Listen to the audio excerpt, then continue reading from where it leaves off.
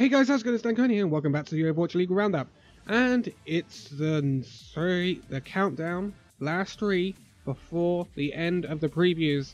And the last three are all new teams. So, what was the issue with last season was there was a lot of teams from America, right?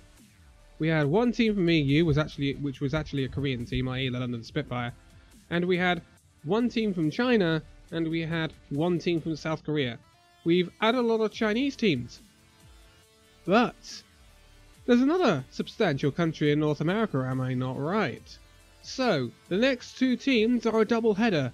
The two new Canadian teams coming into the Overwatch Leagues for this season. The first of these is the Toronto Defiant. So, the Toronto Defiant has taken a look at the Overwatch League and said, I know how to build a roster. We need Koreans. Right. Toronto, obviously based in Toronto, is owned by Overactive Media and a partnership with Splice. And Splice is just an esports organization. They own a lot of stuff to do with CSGO and stuff like that. And now they have an Overwatch League spot which has been taken for Toronto. Now, their backroom, their CEO and president is Chris Overholt. General manager is from America, he's Jay. Also from America, T-Bubbles as facilities manager. This is where it gets interesting. Their head coach is Bishop. Now Bishop, you might remember from the London Spitfire in the early stages of the inaugural season of the Overwatch League. He was their head coach, until for some reason Spitfire did get rid of him. Don't ask me why. It was a weird decision at the time, we didn't really know why. Bishop then disappeared off the radar and now he's back at Toronto. Alongside him, obviously he's South Korean, are two South Korean coaches, assistant coach Bubbly and the strategic coach Don. And lastly we have the German analyst Barry, or Baroy. I'm not sure how you say that. Anyway, that's the backroom staff dealt with. We all love a good bit of backroom staff talk, but it's about time we got to the roster. Right.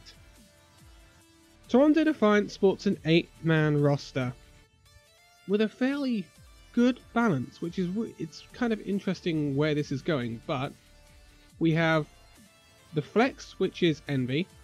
We have the support, which is Neko. We have 2 DPS in Ivy and Stella. We have 1 tank in Yakpung. We have a support in Aid, a DPS in Asher, and a support Rocky. Now, some of those names you might notice have been around before. Some of them might not. So let's go through them, shall we? We have Envy the Flex. Now, I think we should really already know Envy. He was part of the Los Angeles Valiant last season. Until he left. He left Los Angeles Valiant. They did fairly well with him, and then for some reason he did leave. He's a Flex. He plays his Diva, Roadhog, Zarya. That's basically what Flexes do these days. And he went to Metabellum back in Korea. They did fairly well, and now he's back at Toronto. Again, this is good. He's got Overwatch League experience, and I think that's one of the key things for these new Overwatch League teams. They like to have a bit of experience, and that's one thing that, thinking back now, like Toronto have got, Atlanta have got pro experience. I'm not sure about Overwatch League experience. Chengdu lack. But you see a lot of these teams trying to get some sort of lengthy pro experience, and I think that helps in a great way. And we all know Envy's been around since 2016 in Apex in Korea, so very good signing for the Toronto Defiant. Next up, we have another name we recognise, and that is Neko, who was the support for the Boston Uprising last season. Boston Uprising made a few changes to the roster. Neko decided he wanted to go and play with the Toronto Defiant in an all South Korean roster, which is understandable. He plays as JNATHYN and Ana, and he can also play Sombra. We know enough about Neko, he's a very good player. Who's to say anything about that? Anyway, let's go ahead and get on to someone who we don't know, and that is Ivy. He is a DPS player for the Toronto Defiant. He hasn't had a particularly lengthy pro career. He's been playing for O2 Blast and then later on O2 Ardiant in Korean contenders. Done fairly well as well. He's well known for his Genji and Pharah and a bit of Sombra, so It depends where you're running, but I would expect him to play obviously the projectile DPS role for the Defiant. It'll be interesting to see how they merge him into the roster, but one good thing that the Toronto Defiant aren't going to have to compete with is language barriers, because they are all South Korean. So, moving on, we have another DPS player in Stella. Stella was another player on the books of O2 Blast and O2 Ardent before joining Toronto, so he's going to have synergy with Ivy. Stella is well known for his Tracer. Tracer is not particularly meta right now, but I'm sure he can play quite a few hit scan DPS heroes. So Stella is going to have good synergy with Ivy. This is pleasing to see, and normally bodes well when you've got that synergy already built up, especially for new teams coming into the league. Next up we have Yakpung. Yakpung, guess what? Part of O2 Blast and then O2 Ardent. He's a main tank, plays Winston Reinhardt, done very well in Contender's career. Pretty much carbon copy of what I've just said twice over. Next up we have Aid. Aid is a support. This is a bit of a different story. I don't actually have his primary heroes, which is interesting, but he's a support, so he can generally do a lot in terms of that. He's been in NA Contenders. That's the difference here. So he has NA experience, which is actually very valuable. He was playing for GGEA, which we should know that is part of Optic, Houston Outlaws' academy. They've obviously been raided by a few teams in the off-season for the Overwatch League. And yeah, again, another decent signing for the Toronto Defiant. Next up, we have yet another DPS. This is the DPS I would expect to start, and this is Asher. Asher, we all know, spent last season at the Los Angeles Gladiators. Didn't get a maximum amount of playing time, but has got a lot of credibility to his name. He used to play in Apex, came into Overwatch League, did well with Gladiators, lost out to Spitfire in the inaugural season playoffs. So we all know his repertoire. He's a hit scan player, he plays Tracer and McCree. Asher is a very good signing for Toronto Defiant, adding to their Overwatch League experience in terms of players. Last we have Rocky. He is another support, playing Lucio Mercy. He comes from O2 Team, which is, it gets very confusing in Korea. He has not been... Okay, so he used to play for X6. Now X6 Gaming in Contender's career used to be quite a force. They did win it in Season 1 of Contenders 2018. So he does have very good experience in terms of winning some of the most competitive competitions around, because that's what the Korean Contenders is. I don't think anyone can argue with that.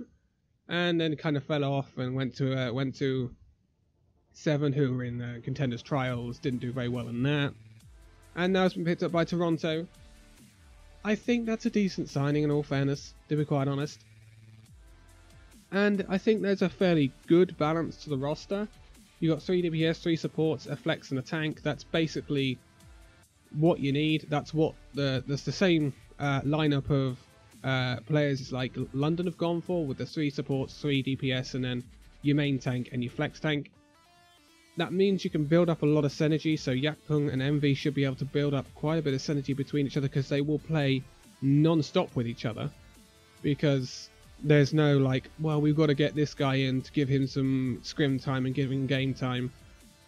And the more you do that, as London found out last season, the more you hit problems.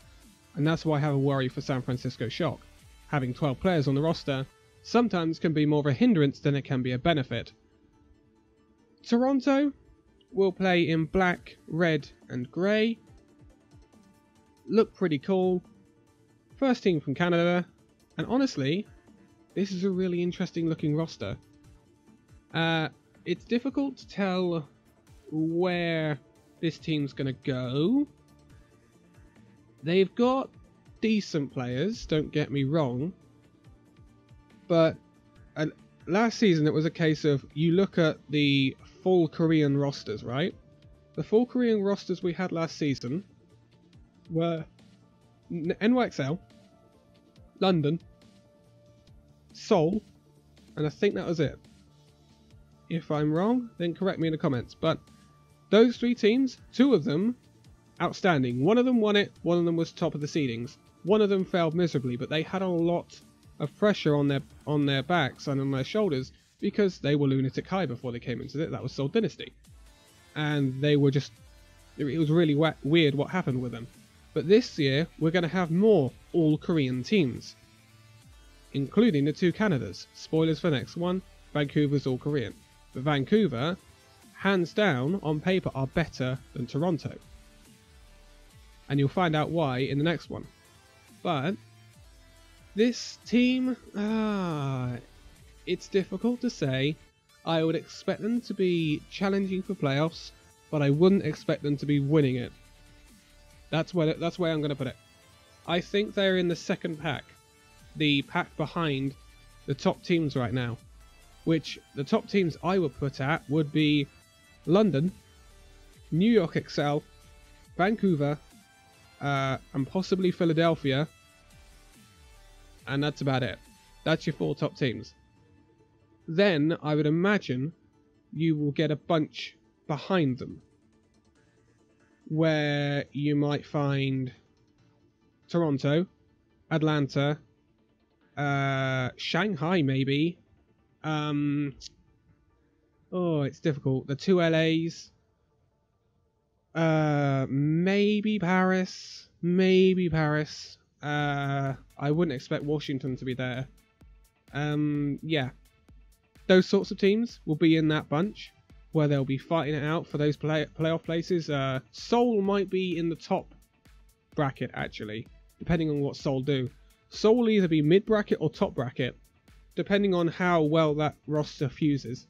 And then also you got the likes of Houston, Dallas, who I'm expecting to be mid-pack teams, San Francisco, who could push, actually, maybe push into the top bit, but who knows.